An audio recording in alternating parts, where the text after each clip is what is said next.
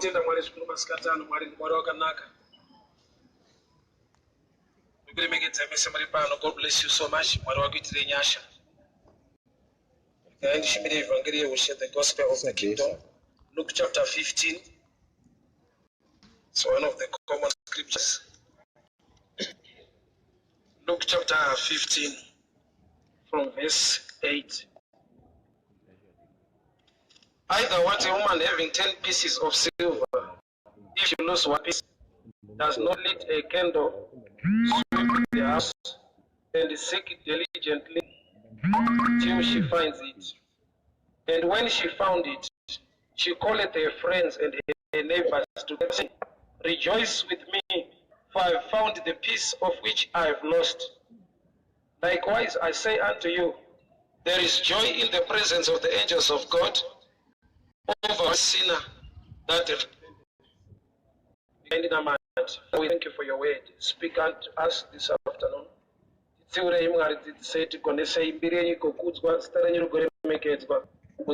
Jesus Christ of Nazareth. Amen.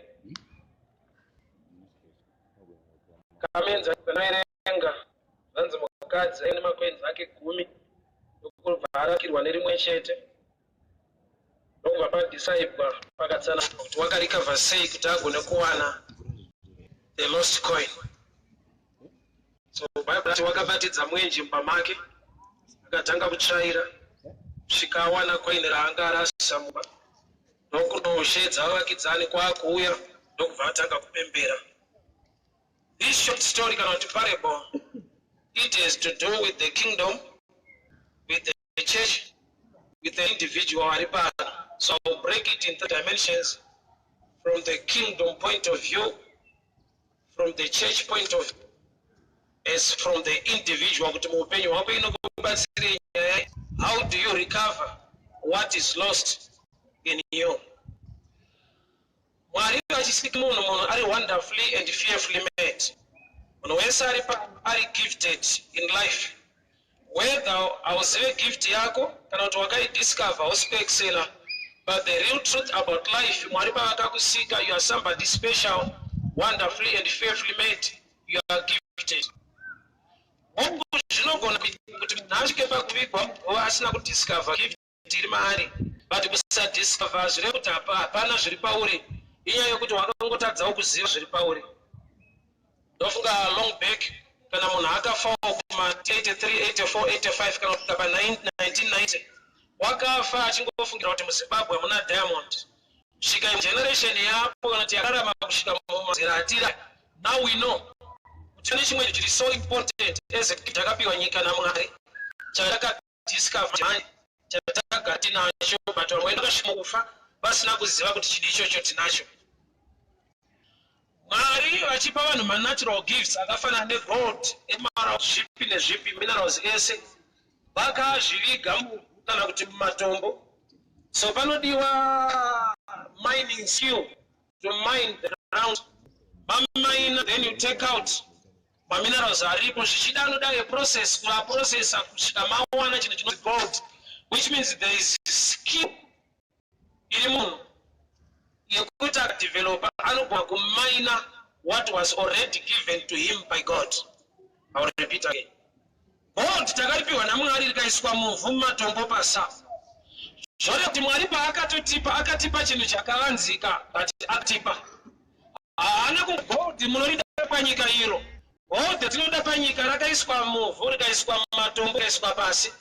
Panonida kwete prayer, although prayer is good, but the real issue is prayer without mining skill. Unogona kuita kutovaka chechi yako pamusoro pe God, and you can die poor as a church. Yet you are highly anointed, you are so prayerful, but nokuta hamuna the natural knowledge. So there are times when you encourage people to have knowledge in the natural, vanotanga ndizvepasirina zvina maturo, nyaya yedu ndeyekuenda kumusha. Heaven is not a refugee camp for victims. Denga haisi nzvimbo ichanonyaradzwa vanhu vanga vari patight. Notokunzwa panyika haisi simple, but itori original life plan yakabva kuna Mwari for you to enjoy life and live. So nguva tine zvinhu zvatinogona kushaya pano, toti haiwa no problem pano hapasi pedu tiri kuenda musha. tine zvinhu zvakanzi naMwari ndezvedu pano zvekuti ukazvishaya pano kana ukazoenda kudenga kwacho kumusha uzviwane. Alright. I'll refer to the symbol in scripture. Vanhu vakaenda kuna Jesu vachiti mukadzi yakafirwa narume 7 kana taa kudenga anoita 1. Jesu ndokubva ati akuroorwe munhu. Kuti ukasarora pano watonyura nome spiritual. Ukatoregera kuroora uchinyepera zita raMwari kuti handisora because ndakuita basa raMwari. I'm so dedicated kune zvaMwari saka handisi kuzoroora. Wow, kumwari amboti aiwa kuroora nekuda kwebasa rangu saka chimbokukavhira. I have missed a given opportunity on earth. That's why long back ndine clip katinako kanditaura pamusoro paAdhamu kuti Adhamu waishandira Mwari. Mwari achishandirwa naAdhamu ndo vakati hazvina kunaka kuti munhu ave ega iye achishandira Mwari. Kuti pese paunoshandira Mwari uri wega Mwari hazvaitire mushi. Adhamu aishandira Mwari mugadheni. Mwari ndokubva vauya ndokuona tsana vanoteerera zvese kurowa but havana mukadzi. Mwari ndokubva vati this is not good. Kureva kuti pese paufunga kushandira Mwari usina mukadzi it's not good. Ndikutaura kubva papfungwa yaMwari kwete munhu. Nokuti tine vanhu vari too special zvokuti Mwari wacho ndoda tokorektwa. Anokonza Jesu aiya panyika aitomuswa pakona achimbodzidziswa achimboudzwa varume vaenda kuEmaus Luke 22 vakatanga kutaura pamusoro paJesu iye ndokuva pakati pavo havana kumuziva ndokuvatanga kuudza Jesu pamusoro paJesu ndoti padiki vaitomutendeudza vakatomuudza kuti uri mutsvere muJerusarema makazodai mukaiti naJesu watainamata vakazoenda kugova mushaya. Jesu ndiye akudidzirwa pamusoro paJesu. Tota vaigona kuti tichipfugama tikunamata kana wati Jesu wedu. Alright. So natural knowledge is not of the devil. Pfungwa dziri carnal dziri natural dzakangorambidzwa nokuti tinamate in a carnal way. But to think in terms of zvinhu zviri natural in God, you need a carnal mind. Kana Mwari achiita zvinhu panyika is super. Ari kuita zvinhu muworld inonzi natural. Saka kana Mwari vaita chinhu panyika chinonzi supernatural, which means the super must be upon the natural kuti Mwari vaite chinhu. That's why Mwari vachiuya panyika kuti vatiponese. The word became flesh. Shoko rakava nyama rikava pakati pedu. Zvaari kuda kuita ndezvemweya but zvinotoda kuti ave nyama. Kureva kuti haasi kuzviita munyama, ari kuzviita mumweya. Mweya ndomamuudza kuti zvinoda une nyama. I will repeat. Shoko rakava nyama, the word became flesh and dwelt among us. Ndimo Mwari afunga kuponesa vanhu ndokuudza mwanakomana wake kuti aende pamuchinjikwa. Pamuchinjikwa hapaende word, hapaende spirit, anoenda flesh. Yeti tichifirwa nenyama tine mabenefits atinoona in the spiritual. Saka shoko richiti nemavanga ake takabva kwete nemweya mavanga haawanikwe paspirit being, anowanikwa chikwa chine nyama. Yeti mavanga iwayo ari panyama ukaatenda nhasi unopora pamweya. You need faith pamusoro pemavanga aJesu kuti uporeswe. Yeti kuporeswa kwako kuri divine, kuri spiritual, but kuri kubva pachinhu chiri natural chinonzi mavanga. So mavanga aJesu kana achiponesa vatenda kutenda faith chinhu chiri spiritual anoita kubva papi pamavanga. Kune zvinhu zvaunofungidzira kuti zviri natural, yes zviri natural but zvine spiritual significance. I will help you from the other side. Ukaenda kun'anga usvika pan'anga uda kuchishandirwawo ne'anga ogogodza pobuda mushinda akapfekawo bhareta rake ane kamaso top ane majoga mataiti matrauza arikwa nemateki okuudza kuti ndina chikuru wacho unotamanazana kuti pana vantu kuti zvobuda. Hausati waenda kulevel yemunga iri spiritual but type yemapfekero inonzi kuti imukomano iwo uri kuda sekuru but munhu akuda kuda kuti even kunyika yemwe kunegative way kune mapfekero anogona kutozikana kunzikana n'anga aipfeke so. Kupfeka ikoko hakusi kwemweya, kupfeka kuvhara nyama. But n'anga ichisvikirwa nemweya yetsvina inodzidziswa mapfekero nemweya yetsvina. Kureva kuti kune mapfekero ari controlled nespirit. Kana n'anga ichipfeka zvainopfeka kuda kuti ini under influence yespirit inomugara ndoyakamupa the order of, which means kune mamwe mapfekero anogona kuresistwa nemweya unouya paari kuti handikubate nokuti uri wakadai kusvika wapfeka deuri. Zvinhu zviri natural but zvine connection nechinhu chiri spiritual. And technology mawaves ari kufambesa anobva pachinhu chinonzi satellite padish, dishi racho nderesimbi. I will repeat. Mawaves ari kufamba zvakachapata booster reconnect. Booster racho harina zvinhu zvinombomuka zvichibva pariri, chisimbi, but pane zvinhu zvinobva ipapo. Watodawo kuconnecta mawaves acho kusvikira chimwe chisimbi papapo. Achigoni kutambira chichisa munhu angomira so chiri kutotambira. Kuda kuti kune zvinhu zviri spiritual but zvinobatira pachinhu chiri natural chiri solid. I don't know why I'm going this way, but let me help you.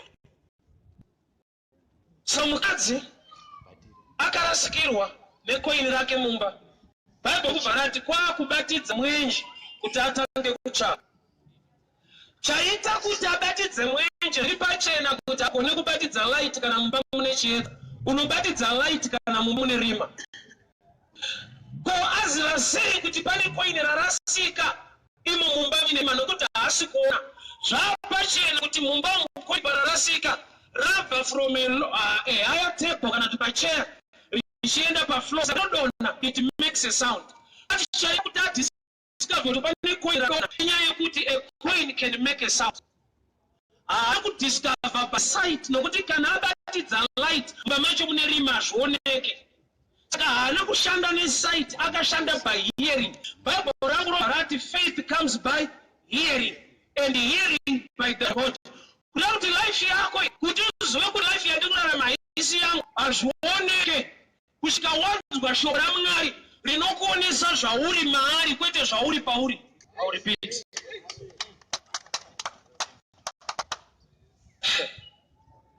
Musikana kumushango akamitiswa vabereki vake unonzwa vabvunza sei anonzi Rozi. Unonzwa vakumuti Rozi numbu ndeyani. Kuda kuti zviri pasina kuti munhu anogona kutakura zvinhu zvomumwe munhu. Kuti munhu wacho panyadhibana papa zvinhu zvake zvakatakwa pari. Akamitisa ari kugoromonzi. Rozi ari kuWarren Park. Unonzwa vakubvunza kuti Rozi numbu ndeyani. Potaurwa munhu asiri pamba ipapo ari kugoromonzi. Kuda kuti pane pekuti unogona kutakura zvinokuremera. Zvisiri zvisinei newe. Zvekuti anotoziva kuti haisi yako but unayo. Haisi yako but ndiwe uchapinda mu9 months nayo. And anyangwe isiri yako ndiwe uchaenda futi kuleba nayo. Ichakuchinjisa zvekuti iyo isiri yako. Unozati kune life isiri yako yekuti pakudya boyfriend ungosenza kuti akomana misori huku chete ini. Ini chakaenda kupi.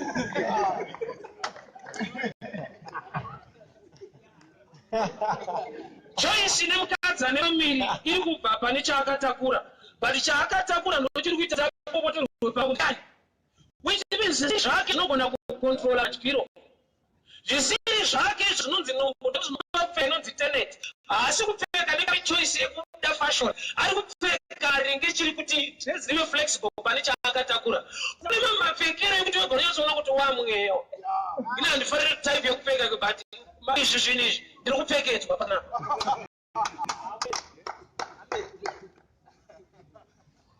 So mukadzi akarasikirwa nekoini mumba make ndechekuti wakadiscover kuti harina kubiwa but ndarasa. Oza pane zvinhu tu zvaunogona kudzikisa muupenyu. Pane pekuti wauya mutaundi nemari yako ikarasika unogona kutoka wabirwa. Nepamwe pekuti ukabirwa unotsvaka kuti ndabirwa pakushaya wofungidzira kuti warasa iwe wabirwa. But mukadzi wakagona kudiscover kuti I've lost my coin in this house. Kuda kuti handigoni kundotsvaga panext door ukasakarasira chinhu the quick get the thing nokuti kutsvaga mu-right environment. Ukaziva kwakira coin kuti mumwe munhu haunombopopotedzana nenext door, hauswera uchituka vanhu kuti mandikonzeresa. Unoziva kuti pane zvandaita munhu zvaita kuti coin Hear me very well. Baruchaka kuti Diana kandiroya, Diana kazoya. Imbomira kuchakotokoriwa nani. Imbotisa life mako kuti ndisati naroiwa. Inomboita onezve. Tori vako lafa. Unogonera ku success. Nokuti success haisi nyaya yekuti haucharoiwa. Inyaya yekuti unezvoita. Basa hakuna, mabasa hakuna. Akazovapo. Vanhu vachaitwa interview pakupinda basa. Auti hatu zvakaoma kumana kana kuita itipinde. Vanotipindai murumu munzwe. Uchingotipindai wanzi makaita remagetsi. Kuti andibata mabasa awanika. Unoasha achiwanikwa. Nokuti type yako haisati yakuwanikwa. Before you blame the economy of the nation, can you check yourself very well? Ayawanikwa mabasa. Achawanikwa kwadiwa driver. Aunaka class 4. Kuchadiwa electrician, azema gets. Kuchadiwa mechanic, aunakita mechanics. Saka problem yako so far is kono. Diwe. Sorry, kanenge kada. Ngo bada now. The blame game in shingori common wesa repatite. Ananga chinduse munhu omwana kuti sezvinhu zvangu sifamba. Zvipi zvaunoita? Hapana but ndikosha zvokuita. Levo yako ndikuroiwe. Nokuti muroyo wachatokura ndononga. Wega pachako story right akuna kwaunoenda.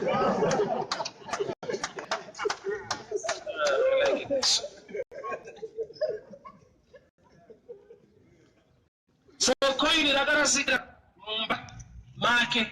Saka hagone kunotsvaka outside kana discover chakarasika inside.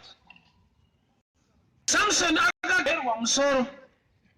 But Mary Bible not achishandiswa semuranda mutembo yechimwari chinonzi Dagon nevaFilistia. His hair began to grow again. Chagerwa nevanhu ibvudzi raioneka. Chavasina kuita temper with potential iri mumusoro inoita kuti rimwe ribude. So the devil ane paanobata. But chakanzi naMwari ndechako, you can still rise again.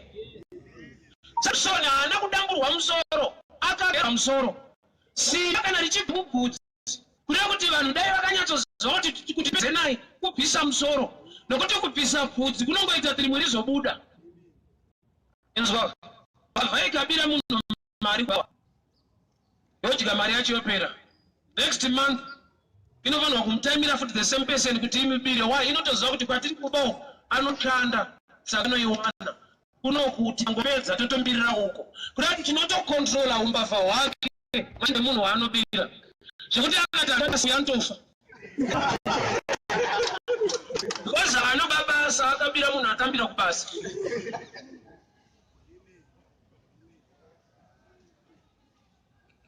So coin rakarasika mumba. So chaita kuti azoti rakarasika akanzwa sound yecoin. Coin rikadona, it makes a sound. Mumba no coin dona, it makes a sound. Saka mukadzi anzwa sound. Nokuita kuona kuti Bible rati akuda kutsvaka akabarira mwenje mba make. Wisdom idzozi kuti kubatira. Usatry kutsvaka chinhu murima. No matter you're convinced kuti chirima, as long muri murima you can take long. Nokuti sometimes pokatika ndoka tochitika wakutsvaga pachisiri ndoka chibloka. In darkness mukaiwa Mwari usambofa ukazvita pandikaenda kokati unonorishaira ikoko. No, as long there is darkness, there is a spirit. Mwenchine nokutambudza muZimbabwe haichine border. Inotya Kristu. Hapana vanozoti anakurosandikao. Koko kune mabasa. Icho kodai kobhati rako hakuna. Nokuti sempo yacho iri kuno. Pese pakaenda uchinzi hapana basa wakatarisa mukati. Waiona vanhu vachishanda muno. In other words, warutoti rako ndomusina imomo. No job kwauri, but there is a job. Akanyore kuti no job musango. Pese pakanzi no job pabasa. Mashoko ekukutenderere kudzoti rako pano hapana panopinda vamwe. So mukadzi wakarasikirwa necoin rake mumba akanzwa nesound kuti pane charasika panabva pane chimwe. Bible rikati ndobva abatidza light. Kureva kuti you need light before you go to Genesis. Mwari vachisika nyika yange empty, in a darkness, in a disnation, in shapeless. Mwana kutanga nekuti let there be let there be light, which means there is no point to operate in darkness. That's the thing. Light, so you know where to put things. Nyika yange empty, in shapeless, in void. But darkness. Challenge you people, they are still ignorant, they are still in darkness, yet they want things in darkness.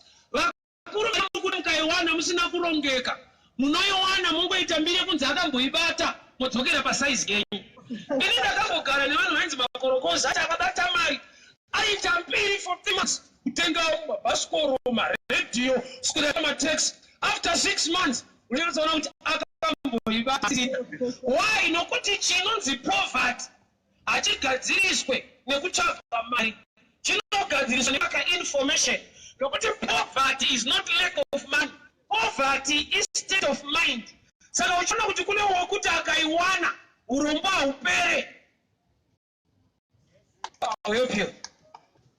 Pano wokuti akatoiwana anogona kusungwa wiki iyo anetsa nevanhu.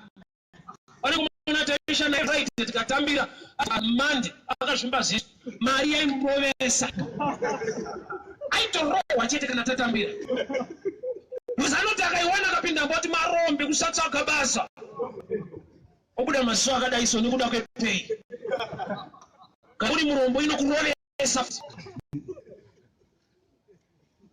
And Friday, Saturday anoitwa kuti asungwa abvisa fight. What? He's still poor.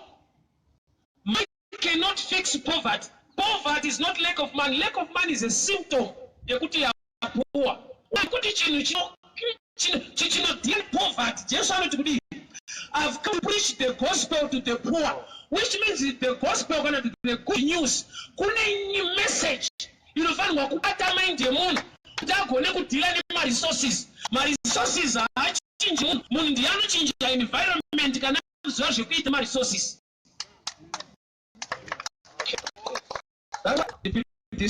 That in our nation is not to do this, but in this time we need more entrepreneurs than investors. Why? No, because we are going to invest. Knowledge. But that. Apana munhu akauya nekakaburuka ngenzani mademon kucheta mene mademon vanouya nepfungwa pazvinhu zvatinazvo. Hakuna varungu vanouya negold kana aluminium kana zvimwe zvese. Vanouya vakatotakura mabhuku avo kuairport, mabriefcase, tumabhuku. Onzi auya kuzovhura kambani. Kunoti kambani iri kuno kwakuna vanhu vanovhura. So we need more entrepreneurs than investors. Okay, let me just shift to this side. So mukadzi what is a light, the same with God kunakeni mwari nyika iri empty, iri shapeless, ine darkness. Havana kutanga nekuti ngapave nezvinhu. Vakati let there be light. Tikauya kukura John Bible over and Jesus is the light of the world. David achibata anoti thy word is a lamp unto my feet, which means mukadzi akaintroduce the word.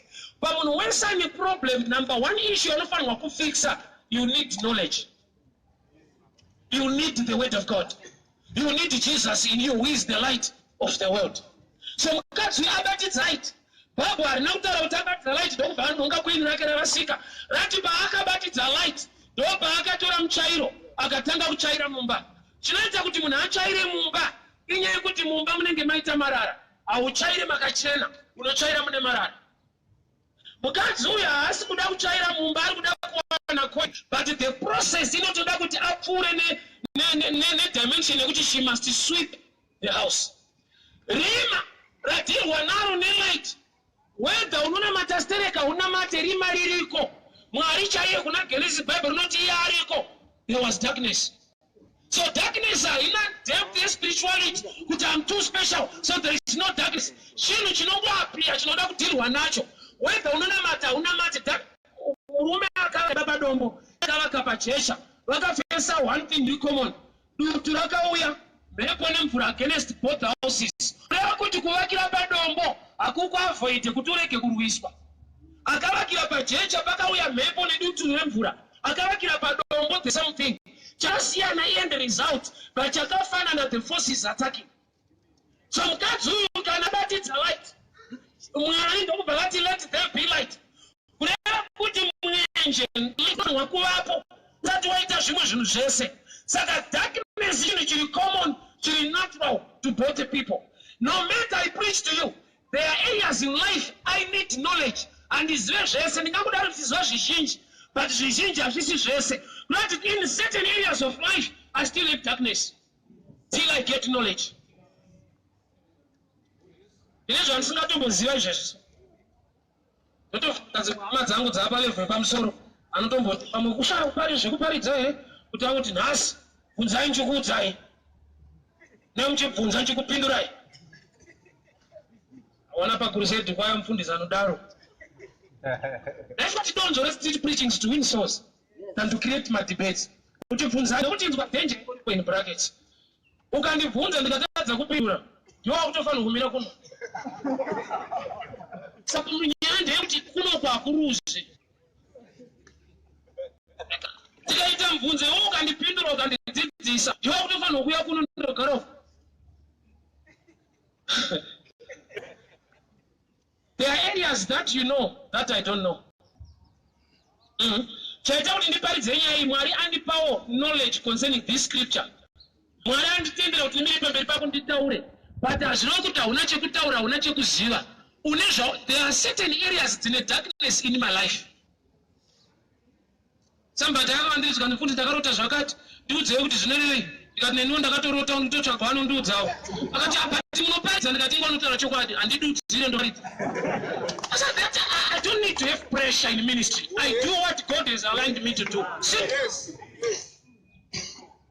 What I think the hope is our bondage is a husband of God command. Alright. So mukadzi wabatidza mwenje. Nakutanga kuona coin nokuti mumba mune light. There are a lot of people anongoti ndikangotendeuka so ndotaka kuona zvinhu zvangu.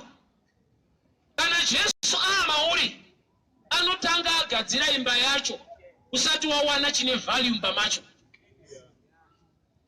Marara asiri wakudiwa naamai, amai varasa kuti marara. But pabatidza light ravazivisa kuti hamuna kurasa coin chete. Munorasa nezvimwe futi zvazara memenyu mumba mune marara. Which means light rakamuratidza zvasiri kuda. But zviri zvinogona kukava chaari kuda. Unyanya evhangeri usingade. Ende ukawana anorinyenyeredza sehombofa kuwana coin rako. Nokuti coin rinenge rinotoziva kuti kana mumba mune marara ndikangorasika tsana vachaira. Vakachaira I received havadi I sweep. As I'm preaching to you now marara, hakuna mumba musina marara. Ukatoenda even state house kune mabroom. Asina kuti vane uchapa kuwanikwa kwemarara mumba zvitongori common. From the palace kusvika kumasquatter. Esa ni muchairo. Yes. Aisilevu yemadigiri mumba ndo zvamunoita. So usandudze kuti mako hamuna marara ende ndikudze kuti mangu hamuna. Yes. Aizve ivhangeri rinofanira kuchaira mako nemangu kai. Yes. Ini radoveringa rinonzi it's like a double-edged sword. Rinocheka ikoko nekunoko.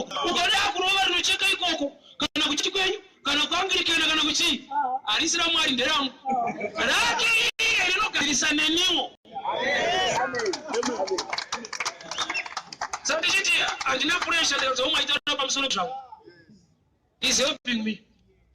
Problem ndeyekuti hakuna anotaurawo nezvake. Saka anogona kufa akadaro. Time yachekutaura mwatina manje. So marara mumba mako arimo, mumba mangu arimo. Maybe kumwe kwese at the times ekuti munhu anogona kuseka munhu. Azoita zvakati. Forget iwe iyeyo nyange uchiigona. But there's still darkness in a certain corner.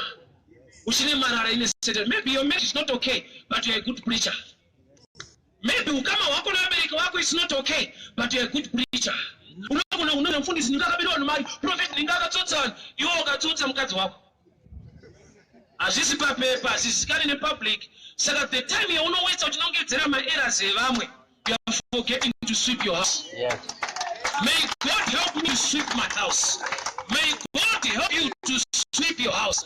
Problem nekuti kuna zamba mako ende mako nemarara. Saka hombo vokati wanopanda chitondo wakaisa marara mba mako.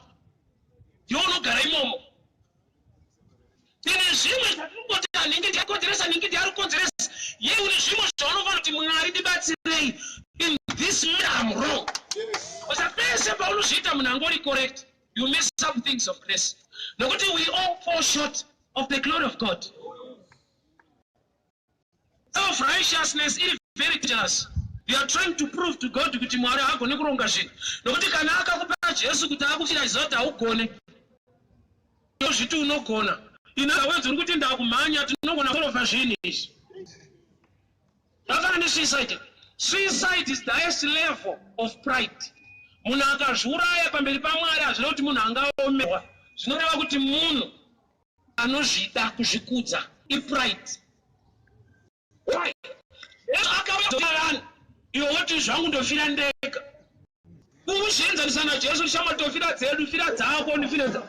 So there are times that you know what pani chawagona hapana. Suicide is the highest level of pride. Don't try it. Andizvokushupa nevanhu kana zvaoma so ndondofira nyaya dzangu. Saka Jesu ndadzari. Kurwa neplan yesalvation when you try to kill yourself. Nokuti in every matter yori kukudikana. Accept Jesus. He died for you. He paid the price. Izwa vanhu vanogona kusakuregerera. Kondo vakakusika. Asi Mwari anogona kukuregerera. Aiwaya, airova. But Mwari pavakamushandura, vakanotaura nemurume anonzi Ananiasi kuti enda unonamata Paul, ndoda kuti aite basa rangu. Ananiasi akatora Mwari akati shewe kuno kutomene timbotaura. Muri kuziva mushe munhu muri mutuma akumira mushe. Arova chechi nguva refu. Mwari akati aiwa tsano. Ine zvinhu zvandinogona kuita nevanhu behind the scenes. Moramba muchijaja munhu watsoti. Beware. Hausi Mwari ende vanhu vanoti iwewe. Relax. Se uchimetsaka nezvevanhu ndenga racho lakwe. Aninga ndashuwa kuti anonamata.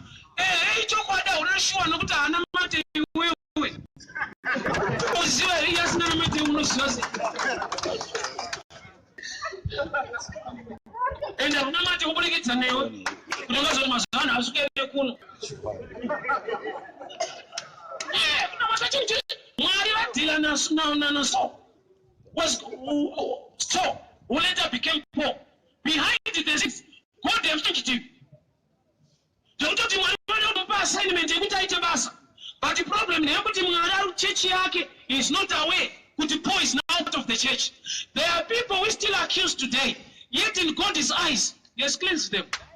That's why Mwari thought it is something that to Peter, kumba kwa Cornelius, regani bomparidzira through a vision.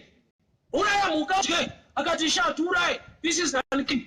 Mwari vakati shandanatsa kuna anoti chakaipa.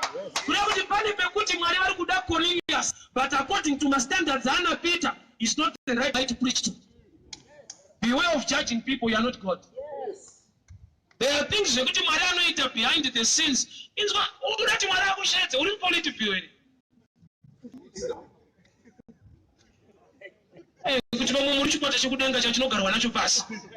Kuti mwanangu panyika kuti washanda na prophet ningi samudai tiritese. Kana pane zvekuti Mwari vanoshanda vadzidzi vakaona munhu adzinga madhimoni. Vakauya kuna Jesu vakati sheta murambidza because he's not part of us. Mweyo wekuti munhu asingapinde yenyu haasi waMwari hauna kutanga nhasi. Even the disciples had such an error. Vakaona munhu adzinga madhimoni vakaenda kuna Jesu vakati tamurambidza haasi wechikwata chedu. Tiri vanhu vanokuziva kuti kunamata nyaya dzezvikwata. Mwari haite zvemagurupu.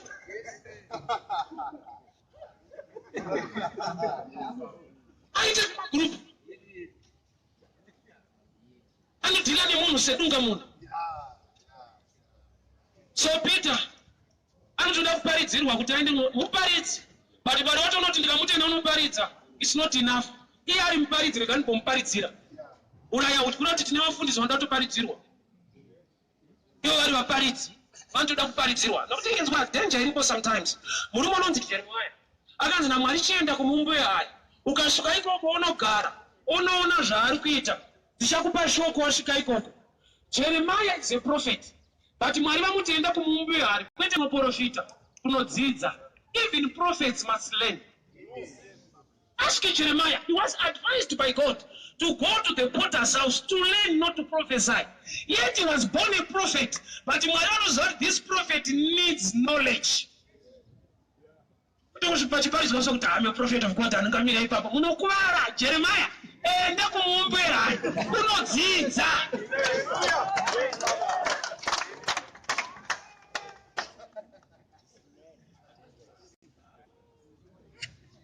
so mukadzi adzoke kune mukadzi uyu abatidza mwenje mpamake mumba mane light but haasi kuona kweni. Chinhu chaaona ibroom. Light ramuratidza broom. Why? Nokuti paaona marara atsvaga broom akatanga kutsvaira.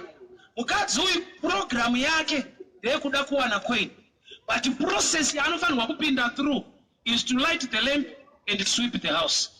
Generation yedu kungorasikirwa nechinhu. You don't like to sweep. You don't like to put the light in the house. Light rinogadzirwa neiko rambi mazuva ekare kare. Ioil rambi munorizara kumusha. Ioil inenge ichipfuta. Generation yedu pane kuti ibatidze light inongonotenga oil yacho yezora.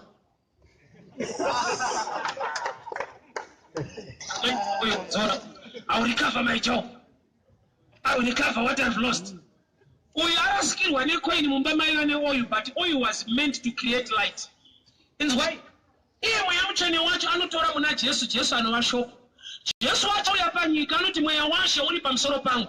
Kureva kuti you don't operate as the word only, you operate as the word that carries the anointing. Which means when you have the anointing, make sure you have the word. Yes. Vadzidzi vaJesu, they were learning from him. Vakanzi endai mapari munomirira mweya. Mweya wakauya ukabata pamusoro pevanhu vanodzidza. The anointing yakauya pamusoro pevanhu vakareceive education. Vanonzi madisciples vadzidzi vaJesu. Which means pakunata combination knowledge and anointing. Anointing with that knowledge unopedzera wakuita mess up the things of God. Acts 16 from verse 9. Paul akanaka kunoparidza munzvimbo yainzi Phrygia. Kwete nemweya yechina. Bible wrote the Holy Ghost forbid him to preach in Phrygia. The Holy Spirit. Paul is a preacher. Aneziwa aneshungu yekuita basa raMwari. But he must be under the guidance of the Holy Ghost anoita basa racho. Saka mweya mutsvene pane paakamudza kuti apa musaparidza. Yeti mweya mutsvene anofanirwa kukubata kuti uparidze. Umwe pacho anotokubata kuti uchida kutoparidza. So which means you must be ready to receive information from the Holy God. Problem is sometimes we think Holy Spirit is fire. He can manifest as fire, but it's not fire, he's a person. There are situations that you don't need Holy Ghost fire. You need Holy Ghost information or knowledge. Because he's a person, not fire. He can manifest as fire in certain areas. And in certain areas, he can manifest as wisdom. So mukadzi abatidza light ndokubva aona kuti mumba makazara marara. Haasi kuwana chaanoda, ari kutanga awana zvaasingadi. Hautsvairi zvaunoda, unotsvaira marara hausingadi. Kuda kuti vhangeri rikambokusweresa kwausingadi, unotonzwa sekunge riri kukudhileya. Pane marara anda kutsvairwa vakuru kuti muone koi. Ndakara nemwe mudhara taparidza ndifana kungowarova. Kana uri murodhi ungori mukomando. Pana apo warora. Zvakutoti ndina matero unotosiyawo zvesmall houses. Ngati apa kanaka baba. Ndisada mata tipei phone. Idzime namba yemukadzi wacho ndingoidawo just in case. Aramba kutsvaira. Aramba. Saka itapi yekuti ari kuwana coin mumarara imo. Which means akarasa foot ane too much labor. Nokuti imba yake ichine marara. Osaune zvinhu zvokuti Mwari dai vakakuitira kudhara. But problem ndeyekuti havasi Mwari vanotsvaira mumba mako. Shoko rawanzwa iri ringarikupe shungu dzekutsvaira mumba mako. Imba yako inofanirwa kutsvairwa newe. it must lead you to do something. And the coin is in the house. All of my bandrupas have an Japanese ship. Wakato shipiwa kare. Ndingo visa marara kutuzo utu nejini. Maketa kauya manga mune maona patebu pane chikafu. Aungati ndinotinda maketa unza chikafu. Chikafu chakara chakabikwa nati mai wako ngosingachione nekuti maketa angaenda. Saka light ndo revelation. Revelation haikupe zvinhu. Revelation inoreveal zvawakapiwa. If you knew this, pamwe unobatirwa ubatirwe. Ndikakunamatira zvinhu zvako zvinoita. Zvinhu zvako zvagara zvichiita. Mati marara aripo. Kurati haasi munhu waMwari anokupa zvinhu. Ndimwari wacho akakupa zvinhu. Munhu waMwari anokuhelpa kudiscover zvawakapiwa. Kocha hape vanhu chipo chebhora. Anotokocha vanotamba. Ambotowa hamuna zvipo yaikuno. Zvipo izvi mutambe bhora. Until they are gifted kudhara. Saka anotsvage vanhu vari gifted to give them skill and knowledge so that they can excel. Kubudirira kweplayer yebhora haisi nyaya kuti akapiwa chipo nacoach, inyaya kuti akapiwa information yakaita kuti aexcel mugift yake. There are some people who are gifted, they can still die because they lack somebody like a coach in life. Azvina kuti une manga unazvo unazvo you are wonderfully and fearfully. You are so gifted.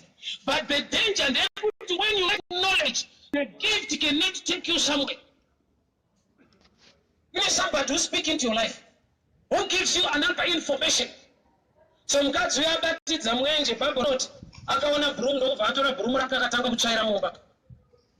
Bible rangu rinakuti paakapedza kuchaira akawana coin. Rati paakapedza kuchaira, she looked so diligently until she found the coin. Akatsvaka, imwe version inoti she searched. Kureva kuti kana wapedza kuchaira marara, unogona kushaya coin. I'll give you an example. Baba vangu vachiri vapenyu vaiti vakauya kumba vabva kubasa. Vakati madiridza regarden. Toti hatina vaiti rowa. Patinodiridza havati bhadhare. Sandaita mubvunzo kuti mudharawo tikadiridza haana chaanotaura. Tikasadiridza anoti rowa. Zvaifanira kuita opposite. Kuti kana tadiridza utipo mari kana kuti thanks. Tikasadiridza torowa. Satakazobvunza kuti mudhara inda tikadiridza ungonyarara. Zvikanzi mukadiridza ndimuchada saka mucha mabhadhara mudumbu renyu. Ibhenefiti yenyu. Saka mwakwanisa munhu waMwari ndakasiya zvese zvakaipa. Kuti Mwari wacho haasi kundikomborera. Une wrong information. Haakukomborere nekuti wakasiya zvakaipa. Number 1 ndikuzivisa. Hauna kusiya wakasiyiswa naiye. Iwewe hausiye kusvika amauri. Zvinokuudza kuti ndiuri kuita. Zvoreva kuti utoramba kuti ari mauri. Nokuti iye ndiye anofanirwa kuita basa iroro mauri rekukusiyisa zvaunoda. Iwe do you know kuti nyama ine zvainoda zvekuti ukashayiwa Kristu inokuendesa iko. Pandiri panapa chiparidza muparidziro wandiri kuita. Mwari haana kundibvara maziso kuti namapasta muregere kuona vasikana. Ndotoona kuti simbiyo ndichirowa sa. Asi unofunga kuti handionere. Vanonga hatofuka ane life yengiroziso. Aiwa mukomana chaiye. Ndotoona kuti haimandiri manje. Yaipa basa. Haisi futi yangu. Haimandiri. Ndiye aipa basa rekukontrola zvandiri. Yes. Varume mukangopisa Jesu mandiri munondinzwira. Azvitore 2 days munonzwa kuti tsaro ndo dzamunoita abuda.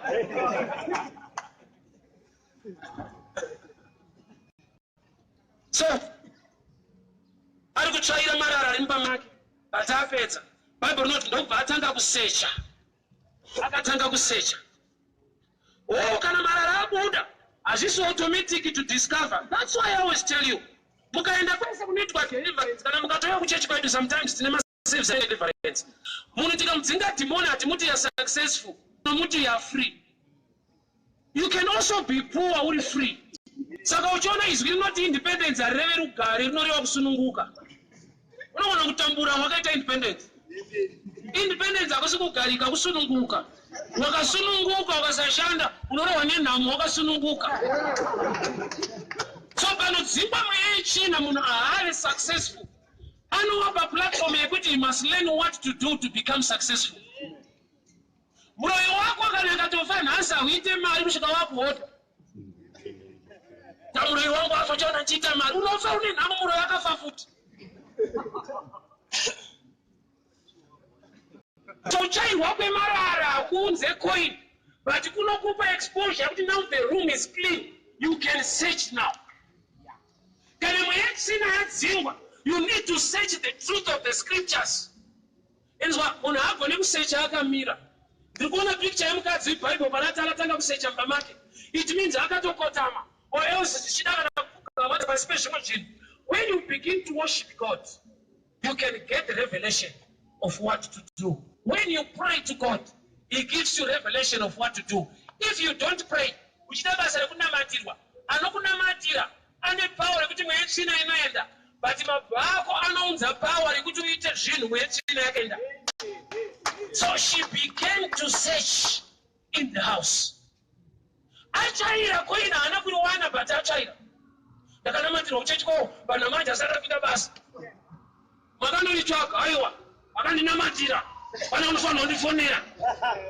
There are places you need to go no matter how anointed you are. Just an anointing, akakumbira bottle of Peter. With anointing, akakumbira bottle of Peter. There are places you need to be at a certain platform to perform better. I need a better platform to stand on. So akachaira mumba anakuwa point kusvika Bible rati akatanga kusearcha. Tine vanhu vekuti haana knowledge yekuti haana chaari kusearcha, haana chaari kutsvaka. Ari kungoti I believe God, something is going to happen. Ichokwadi Mwari ndiMwari anoshamisa. But pauchanamata uchiti munoshamisa, iye anenge achakukwenya kuti newe unoshamisa. Haana chakutsvaga okana. You need to search. You need to get knowledge. So mukadzi akatanga kutsvaka kusearcha mumba make. Bible wrote paakasearcha ndokubva awana coin. So which means paakatsvaira haana kuwana. Yes, until asearcha. Saka haana imwe understanding. Kana aifita kuti marara ndo akaviga coin, paapedza kutsvaira aifanirwa kuwana coin. Kana akavigwa nemarara. But kana akapedza kutsvaira akasawana coin kusvika asearcha, which means handaa kudiscover mumba ine room mune property. Which means marara anovhara coin, but zvichida coin raenda pasi pembhedha. Kana kuti coin raenda pasi pekitchen unit. Kana kuti coin raenda pasi pemasofa. Which means zvinhu izvi zvakayamba make semidziyo yanopa value. But ndo zviri kuataka chimwe charasika chine value. I'll give you the revelation. I know you are missing me. Do you know kuti une zvimwe zvinhu Mwari zvokuti akakupa ndopa ucharasikirwa nezvimwe zvaakakupa? You are not here. I'll go deeper this way. Izvezvi Mwari akakupa kuzvidzora. Uri munhu ari right. But vakakupa mari unogona kuluza kuzvibata. Amen. Amen. Nochinoita kuti uti uri kutobatwawo nemamiriro ezvinhu.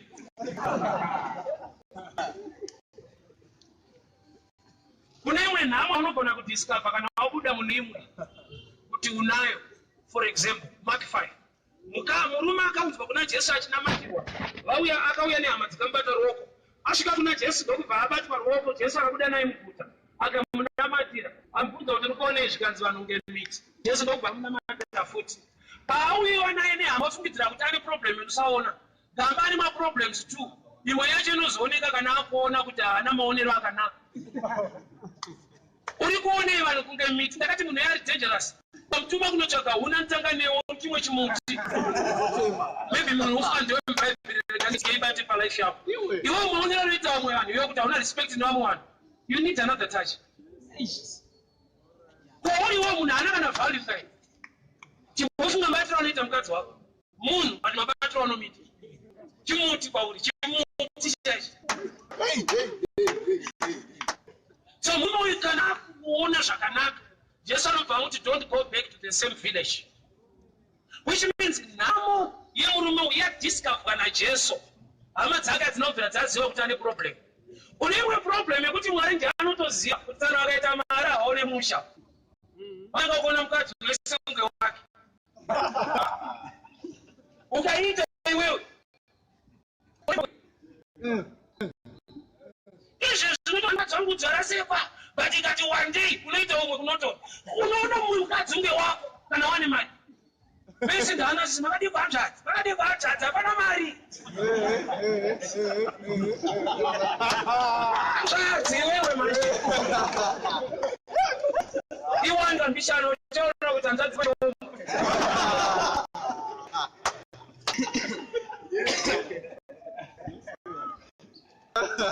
very well. Zvanzi akatanga kunyatsosecha mumba make. Property akatenga achiunza mumba. Ndofuti yawiwa chimwe chinhu chinokosha mulife make. Property akaunza mumba. Ndoyakuti kana koine rasika koine inonohwanda pamusoro peproperty. Koine chinhu chine value. Property ine value. Saka mane battle yezvinhu zvine value kuti chimwe chakuviga chimwe. David Mwari vamupa grace kuuraya Goliath. Akapiwa mwanasikana wamambo Saul ndokubharora. But imwe nguva areka yaJehovha yava 2 Samuel chapter 6. David wakatanga kutamba mwanasikana waSaul. Mukadzi waDavid ndokubati mambo afane kutamba zvakadai somuchipichuka. Chiri kumurambidza kutambira Mwari. Areka represented the presence of God. Chakumurambidza kutambira Mwari. Mukadzi apiwa kukunda naMwari pana Goliath. Which means chipo chakapiwa tiri kumutadzisa kutambira Mwari wacho akamupa chipo. Do you know that because of the gift yawinayo, that's why you don't worship God, you just perform. There are people who don't change kwacho kana ati the prophet anopinda kana ma last minute are worshiping. Aite prayer is too professional. Shakuti gift yake aimbe nevamwe. Aimboimba sata kuprofita, akangoprofita anopinda vanhu vapedza kuimba. That gift is not being worship. I don't know, I'm not talking to people here. That's why I have to tell people to praise and worship. You know, titungamirira kuimba. We need to sing to God. Yes. Hallelujah. Atina team inotiimbira isu. Tine team inotungamirira kuimba nesuwo tinotoimba. I need to worship God or I'm a preacher. I didn't put my preaching gift in the robe at the time to worship. I'm talking to somebody. Yes. Don't be too professional. Not find a professional way. That's all of the time. May God help us. Yes. I need to worship His God. You just appear much. But see, there will be no more. Panga pachimboombererwa Mwari usati waombererwa. Mugrupu raomberera Mwari ahumo. Property iri mumba inetsika yekuviga coin. Yes, Baba. Yes. Bye, Baba. Pane kuti utere kumurume wako mumarriage. Salary yauri kutambire wose mudzimai ndoyarigawo futi kuzvibata. Kakuna wakadzi kuti akatambira zhinji kudarika murume. Murume anti ndiye achapfugama. Kuda kuti ari kurobwa chaanofanirwa kuita as a wife because of money. Property sometimes is dangerous. Inogona kuti mari yawarasa iende pesofa. Kuda kuti sofa rako ndoyamba. Amdara kumaraini kwedu, mdara kumaraini kwedu, akaudzwa kuti matsotsi anetsa. Ndokubva aisa mapagla bus. Next week ndokubva discover mama mabiyo. Iye akaisa mapagla bus. Zvapachena kuti hapana apinda, but mumwe wana wake ndoimwe imbavha yanetsa muraini imo. Kuda kuti wakavharira imwe iri mukati. May God help us. I'm not a professional. I'm still a worshipper. He's looking for worshippers. He's looking for worshippers. Gift young Derek too special so that I missed time. David was a king, also a prophet, a great man of God. But in David, he danced before the Lord. Yes, Baba. Ungonzi udanso kana kumbera kwacho chinja. Oye utewo wafushi kurumbidza Mwari kwesa. Wangazo afana mukutiregerera imbaitsa. I'll give you this example then I'll do prayer. I love stories so much. Mulungu akatora makudo 5 ndokupa apa basi. Vaporomodza 1 rara kushanda musiri paneko. Ndakutopeka open office wangu mu office. Akazi Mulungu chena unovereka makudo angu tangani. Rakaenda rikadzoka richiti 4. Mulungu akataiwa ndakanyora 5 makudo basi. Anditi pavakaenda esi Mulungu akaverenga ega akatanga nero ranga atuma. Ilo rapi richiri kudo. Ranakirwa nelaptop. Rakanoverenga mamwe. nembombera neimwe nevamwe vanhu vanonamatwa nesutesi from higher office yaprofect, higher office yaevangelist, teacher, we still need to worship God. I'm so checked moved. Archbishop is at 84. He's evangelizing in the streets of Norway, Oslo. Archbishop is 94. Vari kuenda mu street vachiparidza kuNorway. Yeti tine munhu anonzi Pikoni. Haana waanotaurira Jesu. Don't be doing this what God has ordained you to do. Imagine the life of Archbishop is 94. You are here to worship God. He said, "Don't you? We don't know what to do." David, can I mom? You can't say that. You need to dance out school. You need to dance before. I see it when a man does not want to matter. Yes, and this is one wow. 1 month ago, I was in Pretoria. I was under shades going go. And Prophet Kushiru. And that way, Prophet change. So I met Prophet Jeremiah, who is from Nigeria, Mystic. That's in that way. But the children understand to know about the prophetic. He's a great prophet of God. But by the time you could he dances more than anyone in the church. Yet he hears from God, a great prophet. But he can dance as if the usher. He moved me so much. The Jesus type here is who went out my body 33. Suit. Akutamba manjeni. Nopinda vanhu vapedza kutamba. And so it's up to my gift.